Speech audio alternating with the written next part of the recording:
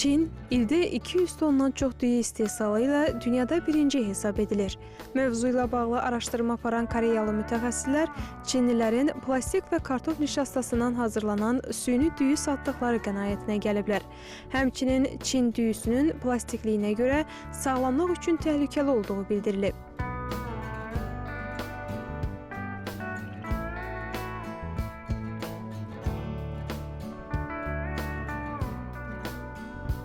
Süni düyünü ayırt etmək üçün bir neçə test edə bilərsiniz.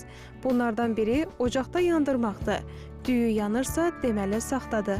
Onun təbii olmasını su ilə də yoxlamaq olar. Bir stəkan suya bir xörək qaşığı düyü əlavə edin. Əgər düyü şüşənin dibinə düşərsə, təbiidir. Digər üsulla isə bir neçə düyü dənəsini əzmək lazımdır. Bundan sonra onları yaxından izləyin və onun incə ağ tozu əmələ gəlməyə başladığını görsəniz, bu təbii olması deməkdir. Lakin sarı ləkələr varsa, həmin düyü sünidir.